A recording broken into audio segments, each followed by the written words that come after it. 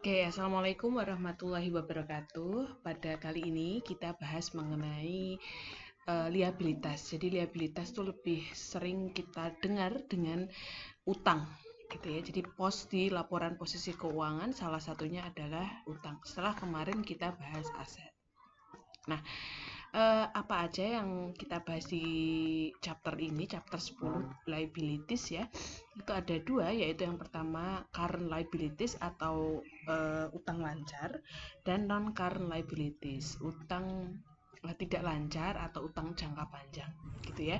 Jadi current dan non current ini merepresentasikan jangka waktu eh, jatuh temponya utang dihitung dari laporan posisi keuangan, tanggal laporan posisi keuangan diterbitkan. Jadi cut off-nya di sana.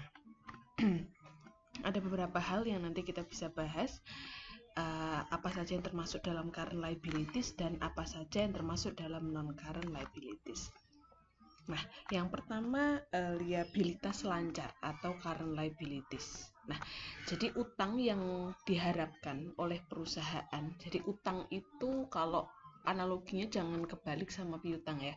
Karena kemarin waktu ngoreksi UTS itu masalah utang piutang ternyata masih berapa kebalik teman-teman ini.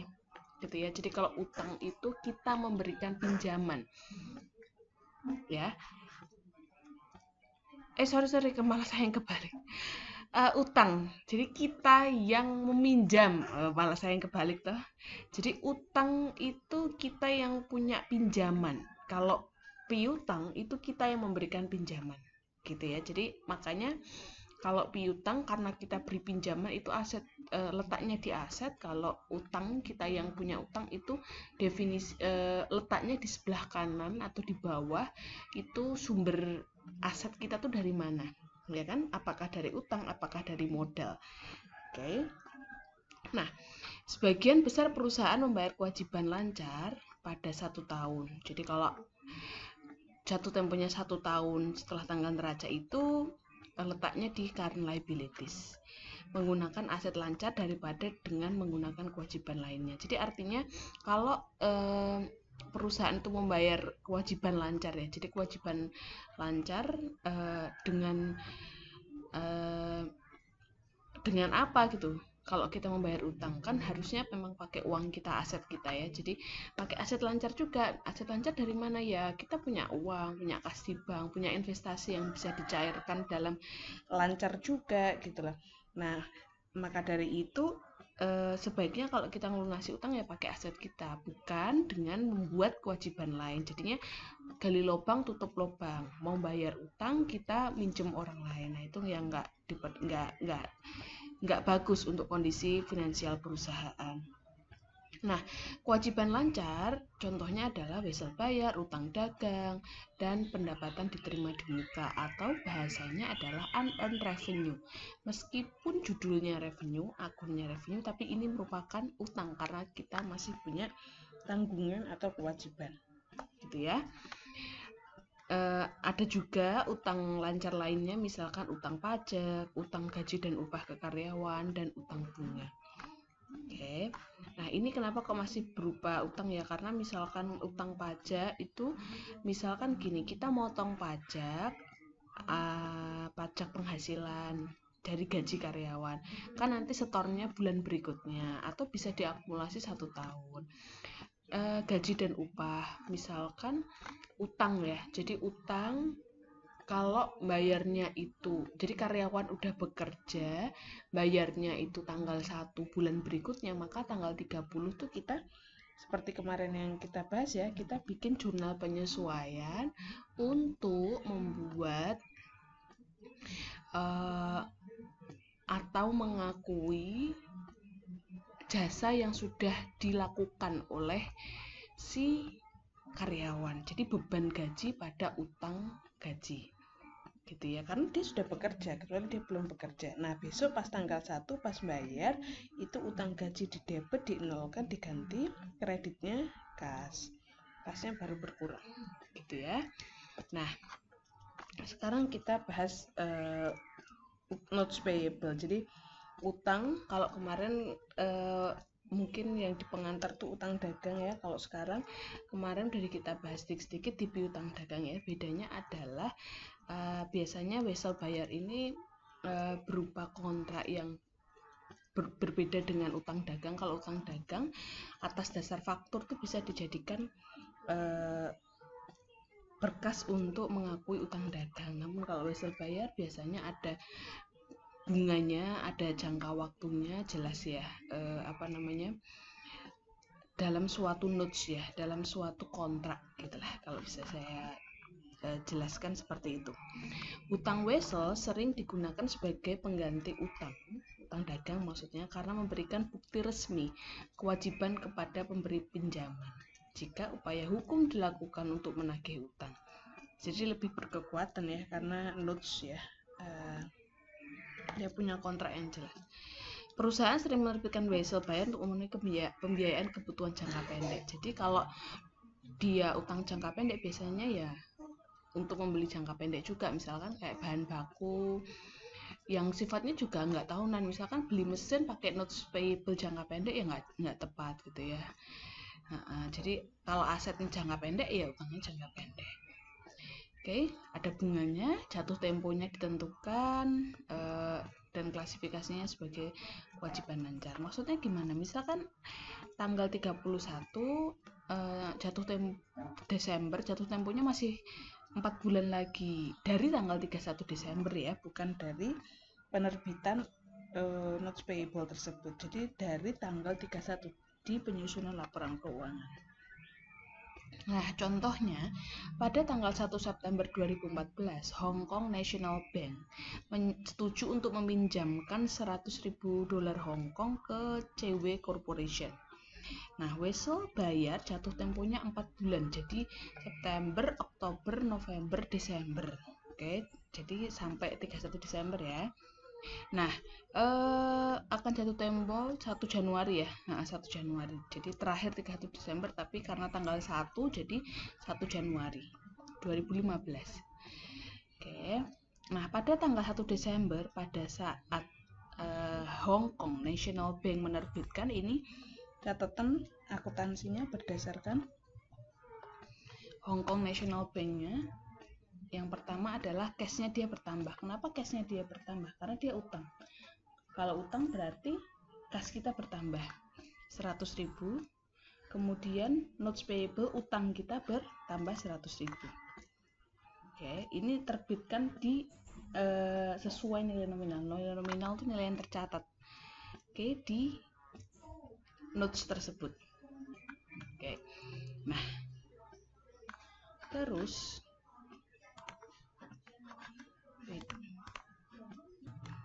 kemudian ini ya, interest diakui selama umur dari notes tersebut. Company, perusahaan mencatat secara periodik untuk mencatat secara akrual. CW Corporation menyiapkan laporan keuangan secara tahunan. Maka dari itu tanggal 31 ada penyesuaian. Okay. Oh, wait. Ini yang mencatat CW Corporation ya. Utang ke Hong Kong. Oke, yang mencatat CW Corporation. Terus ini untuk nyatet bunganya, caranya adalah 100.000 kali 12%. Ingat kalau diketahuinya bunga itu satu misalkan 12%, 10% atau berapapun itu adalah annually, tahunan. Jadi jangan kamu kaliin 4 bulan gitu ya, tapi itu adalah tahunan, justru harus kamu kalikan 4/12. Maka bunga dari utang tersebut adalah 4.000. Maka jurnalnya adalah, karena dia bikin laporan keuangannya per 31, maka jurnalnya adalah interest expense pada interest payable atau beban bunga pada utang bunga. Kenapa kok nggak langsung cash, Bu? Karena nanti jatuh temponya tanggal 1 Januari. Kayak utang gaji itu loh. Ya, jadi beban bunga, beban itu di debit. Nah, ini dicatat sebagai utang karena bayarnya besok pagi tanggal 1 Januari. Karena dia tutup buku.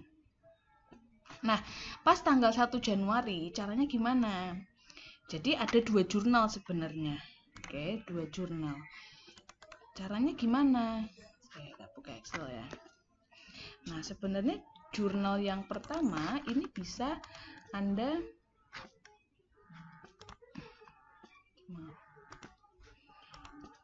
jurnal yang pertama Anda bisa mencatat interest payable atau utang bunga, kreditnya cash ya, sebesar 4.000. Nah, jurnal kedua adalah kita ngelunasin utang. Karena udah jatuh tempo cuman 4 bulan, maka ini 100.000 dilunasi, utang kita berkurang. Karena buat ngelunasi maka cash kita juga berkurang. Nah, diingat ya, kenapa kok ini jurnalnya jadi satu? Mana tadi ya? Karena ini digabung, agar nggak bingung tadi tak pisah. Nah, seperti itu. Ingat ya, ini catatannya si CW Corporation. Nah, yang kedua, utang pajak penjualan. Kalau di Indonesia ini namanya PPN, pajak pertambahan nilai. Ya, maksudnya gimana, Bu? Maksudnya tuh dari sisi penjual, kalau kamu menjual barang itu kamu membebankan 10% kalau di Indonesia ya. Kayak kamu kalau beli di Alfamart gitu kan, di Carrefour, itu kan sebenarnya di retail itu kamu kena PPN kan. Misalkan kamu beli barang yang kamu bayar itu 11.000, sebenarnya 10.000-nya itu adalah harga nilai dasar pengenaan pajak atau DPP atau harga barangnya. Yang 1.000 itu adalah pajak penjualan atau pajak pertambahan nilai. Kalau di Indonesia tarifnya 10%. Jadi bagi penjual caranya mencatat adalah kasnya bertambah 11.000 ya, kalau kasusnya di Indonesia tadi pendapatan penjualannya adalah 10.000 dan kredit di sini adalah utang PPN 1.000 ya, utang PPN kalau di Indonesia 1.000. Oke. Jadi itu adalah dia utang PPN. Jadi itu nanti dia akan menyetorkan ke KPP ya, kantor pelayanan pajak. Itu siapa? Itu adalah pengusaha yang kena pajak, biasanya perusahaan-perusahaan besar gitu ya. Itu dia memungut pajak dari pelanggan. Oke. Yang ketiga, ini udah pernah kita bahas ya, unearned revenue, pendapatan diterima di muka. Ini adalah kita sudah menerima kas terlebih dahulu, tapi kita belum menyelesaikan kewajiban kita, atau kita belum berlalunya waktu sehingga pendapatan tersebut bisa diakui. Berlalunya waktu itu bagaimana gitu ya. Nah, contohnya kalau di sini contohkan adalah perusahaan penerbangan dan penerbit majalah gitu ya. Biasanya kalau majalah itu kan kalau langganan, kalau sekarang masih ada majalah ya, misalkan kamu langganan Tempo Online gitu ya, koran Tempo Online atau majalah Tempo Online. Nah, itu biasanya kan bayarnya belinya kan bulanan gitu ya, padahal kamu nerimanya nanti 1 per bulan gitu, padahal bayarnya itu bisa tahunan gitu, bayar 12 kali tapi nerimanya bulanan, atau bayar bulanan terimanya mingguan. Nah, berarti itu pendapatan yang perusahaan terima di awal itu namanya unearned revenue, pendapatan diterima di muka. Coba dipahami dulu, ini sudah pernah kita bahas di awal kemarin. Nah, contohnya kalau penerbangan, sama penerbangan kan pasti kamu beli tiketnya sebelum berangkat gitu ya. Nah, sebelum berangkat perusahaan penerbangan tuh terimanya juga kas pada pendapatan diterima di muka. Nah, itu ingat, itu walaupun ada nama revenue, itu namanya adalah liabilitas, bukan masuk kepada pendapatan gitu ya. Kapan dia diakui sebagai pendapatan? Pada saat sudah memberikan jasa. Kalau penerbangan ketika dia sudah terbang, memberikan jasa, boleh diakui sebagai pendapatan. Atau kalau majalah berarti sudah diberikan majalahnya gitu ya. Kalau kos-kosan biasanya juga diterima di awal kan. Nah, kalau kos-kosan diterima di awal, nah itu juga ketika pihak kos-kosan sudah memberikan jasa, atau walaupun kos tersebut nggak digunakan karena sudah berlalunya waktu sebulan, boleh diakui pendapatannya per sebulan dulu. Jadi nggak boleh langsung diakui sebagai revenue. Kenapa ya? Karena nanti jadinya tidak memberikan memberikan interpretasi keadaan yang sebenarnya kalau kamu nanti nyatetnya langsung pendapatan, gitu ya. Nah, contohnya adalah Busan E-Park di Korea, ya. Menjual 10.000 season Busan E-Park ya, core. Oke, won. Iya bener ya. Season football tiket 50.000 untuk setiap tiket untuk 5 game terjadwal. Berikut adalah pencatatan di klubnya. Kasnya bertambah 500.000 ya. Terus revenue-nya 500.000. 10.000 ya. Oke. Oh, 50 won. Oke, jadi 10.000 season. Oke. Oh, jadi setiap dia ada 5 game. Oke. 50.000 kali 10.000.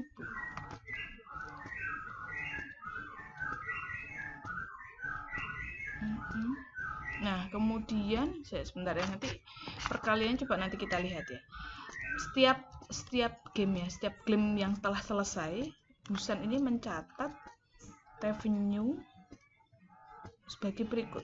Dibagi 5 ya, karena ada 5 game.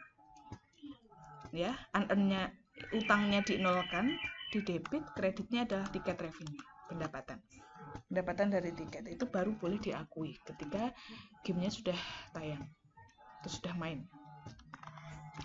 Nah, ini coba nanti kita lihat perkaliannya ya. Ini maksudnya adalah 50 won kali 10.000, kan harusnya pas ya, total 500.000 ya kan. Oke. Atau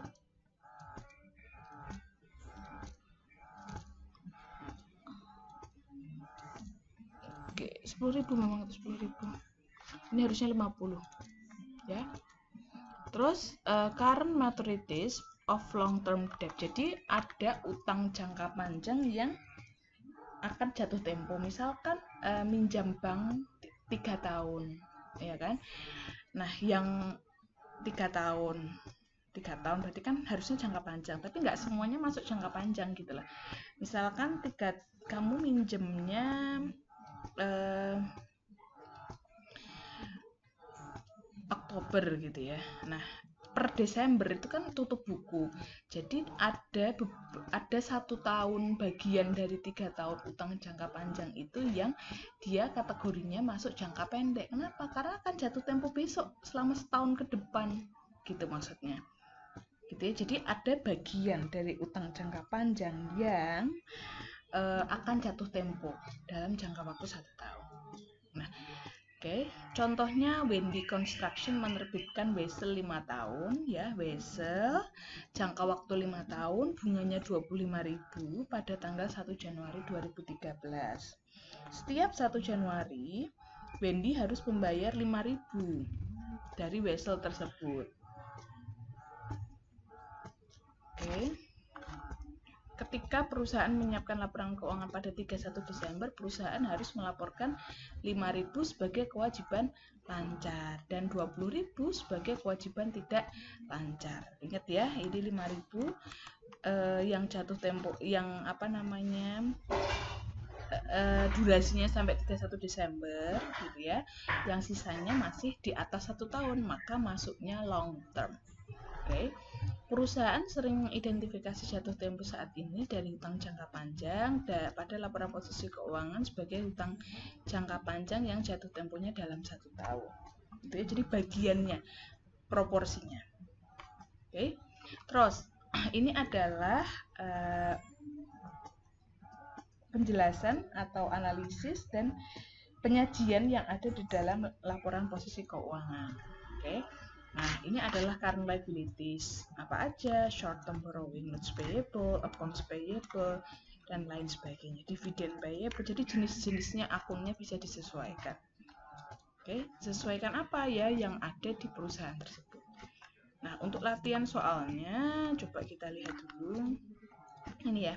Jadi Padilio Company memiliki beberapa transaksi sebagai berikut terkait notes payable. Nah, ini nanti dilihat ya. Jadi dia meminjam 60.000 euro dengan jangka waktu 9 bulan, 8% ininya. Jadi yang pertama, pada saat pinjam bagaimana jurnalnya. Oke. Kemudian tanggal 2014 dia pinjam juga ke Livingstone Bank. Nah, tanggal 31 buat jurnal penyesuaian. Berarti apa saja yang dibuat jurnal penyesuaian gitu kan. Nah, nanti dilihat biasanya terkait dengan pengakuan utang bunga. Oke, nah nanti kita lihat notes payable ya. Oke. Ini ya tadi notes payable. Nah, ini tadi ya. Nah, jurnalnya kalau ditanyakan untuk jurnal penyesuaian berarti ya kita sesuaikan utang bunga yang kita akui di akhir periode. Terus sekarang kita masuk ke non-current liabilities, utang jangka panjang atau tidak lancar. Artinya dia punya durasi atau jatuh temponya lebih dari 1 tahun. Nah, sebenarnya apa sih yang dilakukan perusahaan? Kenapa kok dia pengen punya utang jangka panjang? Ya biasanya untuk membiayai proyek-proyek atau aset yang nilainya juga jangka panjang gitu loh. Misalkan perusahaan konstruksi gitu, Wika, Utama Karya mau bangun tol gitu. Tolnya bangunnya durasinya untuk jangka panjang, kan belum ada uangnya. Nah, dia ngapain? Bisa menerbitkan obligasi, bisa pinjam bank untuk utang jangka panjang. Nah, jadi itu adalah kegunaan dari utang jangka panjang. Kan nanti sesuai dengan return yang didapat dari proyek tersebut. Jadi sambil ada uang masuk, dia sambil bisa bayar utang dan bunganya. Gitu ya. Nah, kewajiban tidak lancar kebanyakan kalau di sini dikatakan pakai bonds, pakai obligasi. Banyak juga perusahaan yang memilih untuk menerbitkan obligasi. Nanti kalau kamu browsing banyak ya, misalkan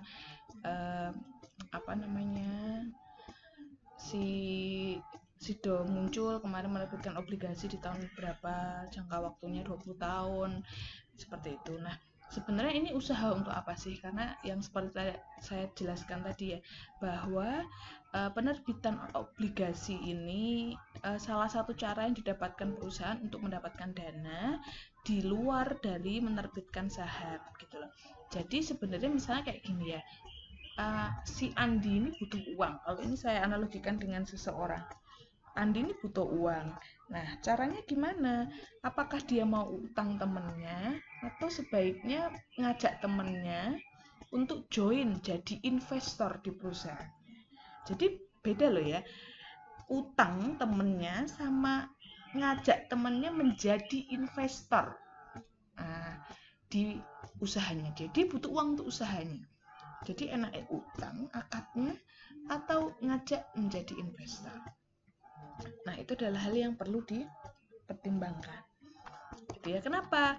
Nah, ada beberapa hal gitu ya. Obligasi biasanya berbunga. Untuk memperoleh modal jangka panjang jumlahnya besar ya. Jumlahnya besar pakai obligasi. Manajemen atau perusahaan biasanya harus memutuskan apakah menerbitkan saham biasa atau obligasi. Nah, beberapa keuntungan ketika perusahaan memilih untuk menerbitkan obligasi adalah yang pertama, shareholder control is not affected. Jadi kalau kita butuh uang dan kita nggak minta dari pemegang saham atau investor gitu ya, kita lebih bebas untuk masalah suara dari shareholder. Pemegang saham tuh kayak investor ya, misalkan ABC ini investor di PTA gitu ya. Nah, kalau misalkan dia butuh uang lagi, minta ke investor lagi untuk menanamkan dana, jadi nanti proporsinya bisa berubah. Terus nanti ada hak suara dari para pemegang saham yang bisa berubah proporsinya, karena semakin banyak saham yang dimiliki, hak suaranya juga semakin banyak. Nah, artinya kalau dia utangnya ke obligasi, dia nggak punya kewajiban untuk memberi masukan, dia nggak punya hak suara atas keputusan di perusahaannya. Jadi ya tujuannya adalah ngutang gitu. Terus kemudian tax saving gitu ya, ada tujuannya adalah untuk melakukan perencanaan pajak gitu ya. Jadi kalau perusahaan itu punya utang obligasi, dia punya kewajiban apa? Bayar bunga. Nah, bunga itu akan mengurangi laba perusahaan sehingga nanti pajaknya semakin rendah gitu ya. Nah, terus kemudian laba per lembar saham nanti bisa lebih tinggi. Oke. Nah, ada 3 jenis liabilitas jangka panjang sebenarnya, tapi kita bahasnya lebih kepada utang obligasi dan wesel bayar. Nah, obligasi ini nanti penilaiannya pada intinya hampir sama ya nanti. Dia diterbitkan pada harga face value, par value, atau nilai nominal. Nilai nominal itu nilai yang tercantum di dalam obligasinya, atau dia diterbitkan lebih rendah atau lebih tinggi daripada nilai tersebut.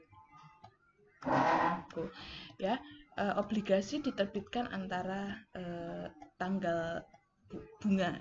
Nah, ini nanti dulu dua hal ini dulu gitu ya. Nah, kalau bedanya apa? Kalau utang obligasi dilempar di pasar, kan yang beli nggak cuma 1-2 ya, peminjamnya berapa? Ya banyak, siapapun bisa beli obligasi tersebut ya. Tapi kalau wesel buyer biasanya perjanjiannya hanya dengan satu peminjam ya, single lender. Biasanya loan from bank itu di kategorikan pada dengan notes payable. Oke. Nah, kemudian ada beberapa utang ya, utang sewa, utang pensiun, utang pajak pengangguran. Ini nggak begitu banyak kita bahas ya, yang penting Anda paham dulu konsep dari obligasi. Oke, yang pertama, obligasi ini tadi yang saya jelaskan bisa diterbitkan sesuai dengan nilainya atau bisa di atas atau di bawah nilai nominalnya. Nah, harga obligasi untuk penerbitan baru dan obligasi yang sudah ada. Jadi harganya itu bisa untuk obligasi baru dan obligasi yang sudah maksudnya sudah beredar di pasaran.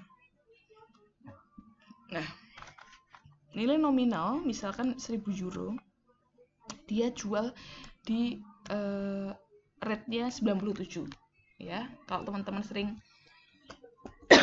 beli obligasi di pasar saham pasti tahu ya. Oke.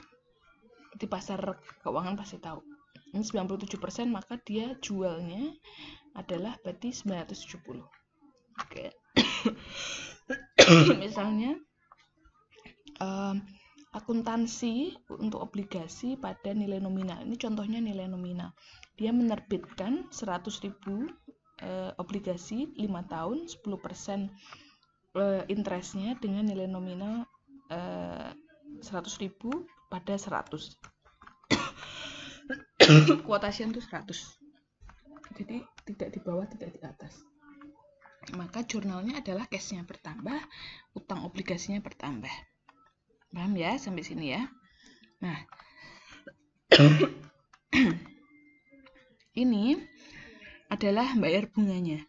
Tadi bulan tanggal 1 Januari. Jadi sebenarnya dia bayar utangnya per 6 bulan. Maka jurnalnya ada ngitungnya 100.000 kali 10%, bunganya kali 6/12. 6 bulan. Interest expense cash.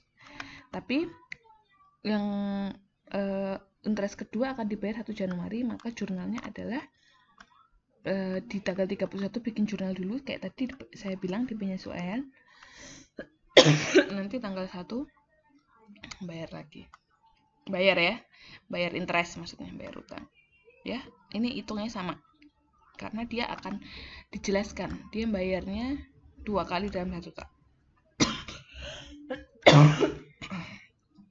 Nah, yang kedua, dia akan menerbitkan obligasi pada diskon atau premium.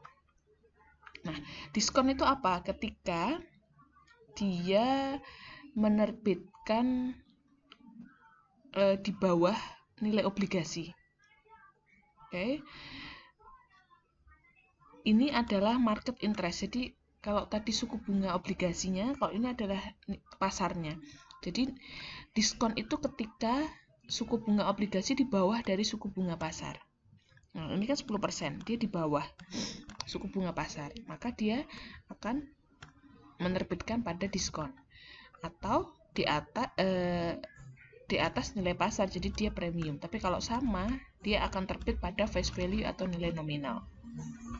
Yang pertama, pada diskon di bawah nilai obligasi. Jadi 1 Januari Candlestick Incorporation menjual obligasi 100.000 5 tahun 10% seharga sekian. Berarti kan di bawah 100.000 kan?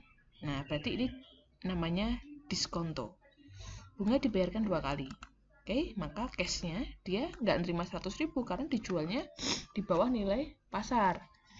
Oke, kemudian bonus payable-nya sekian. Nah, ini menghitung cost-nya. Jadi sebenarnya berapa sih biaya yang kita perlukan untuk mendapatkan dana sebesar sekian gitu ya. Nah, ini dihitung. Oke, dia ngitung 100.000 kali 100% berarti kan 5.000. 5.000 kali 10 kenapa? Karena 5 tahun kan, 5 tahun berarti 6 kali bayar karena bayarnya per 6 bulan. Oke, jadi dia akan membayar bunga tuh totalnya 50.000 euro dan bond diskonnya 7.361, lebih rendah. Maka itu dianggap sebagai cost ya. Karena kita ngebitin 100.000, kita cuma dapat 92.000. Oleh karena itu total cost dalam meminjam ini adalah sekian. Jadi kita dapat 92.000 tapi kita costnya sekian. Atau ngitungnya dengan cara yang kedua juga bisa. Pokoknya 100.000, bunganya 50.000. Jadi sebenarnya kita mau bayar 150.000. Cash yang didapatkan dari peminjam adalah 92.639, maka total cost of borrowing biaya peminjaman adalah 57.361. Nah, terus yang kedua adalah menerbitkan pada kondisi premium. Ini kebalikannya. Dia lebih tinggi nilainya ya, bedanya yang tadi. Nah, ngitungnya juga sama. Oke. Seperti ini. Jadi cost-nya lebih rendah. Nah, yang selanjutnya adalah menebus ya, redeem. Kayak kita membeli lagi obligasi kita yang sudah beredar tadi atau menebus. Jadi kayak bayar utang sebelum jatuh tempo lah intinya gitu lah. Nah, terlepas dari harga penerbitan obligasi, nilai buku obligasi pada jatuh tempo akan sama dengan nilai nominalnya. Tapi kalau dengan asumsi bahwa perusahaan membayar dan mencatat secara terpisah bunga untuk periode bunga terakhir. Nah, ini kalau menebus obligasi pada jatuh tempo. Yang ini jatuh tempo ya, jadi akan sama nilai nominalnya tetap ya. Yang berbeda nanti adalah masalah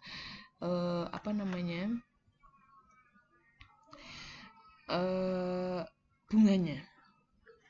Nah, kalau ini menebus obligasi sebelum jatuh tempo, misalkan perusahaan punya kas yang cukup untuk bayar obligasinya. Nah, maka dari itu harus dihitung dulu berapakah nilai bukunya. Sama kayak ini loh, sama kayak kemarin jual aset gitu ya. Sama nggak kayak nilai bukunya? Gitu ya. Candlestick menjual obligasi dengan harga premium. Pada akhir tahun ke-8, Candlestick menghentikan obligasi pada 103.000 ya, 103.000 cash yang dikeluarkan dengan membayar bunga setengah tahunan. Ya, asumsikan nilai tercatatnya 100.000. Oke. Nilai bukunya sekian, berarti kan dienolkan. Ya kan? Tapi dia harus bayar 103.000, maka ini adalah rugi dalam penebusan obligasi, loss on bond redemption. Oke. Nah, kemudian Yang terakhir adalah diskonto obligasi. Jadi diskonto ini adalah amortisasi untuk obligasi. Nah, diskonto ini adalah dibagi sama jumlah periode pembayaran bunga. Oke, contohnya adalah candlestick ini punya 100.000 5 tahun 10% dengan harga sekian, gitu ya. Kemudian ini dibagi 10. 10 dari mana? Periode pembayaran bunga. Dari mana? Kan setahun bayar 2 kali. Padahal 5 tahun jangka waktunya, maka 10 gitu ya. Maka caranya menyusutkan adalah interest expense, bonds payable ya, mengamortisasi. Oke, dan cash. Kalau ini diskon, maka bonus payable-nya di kredit, nambah.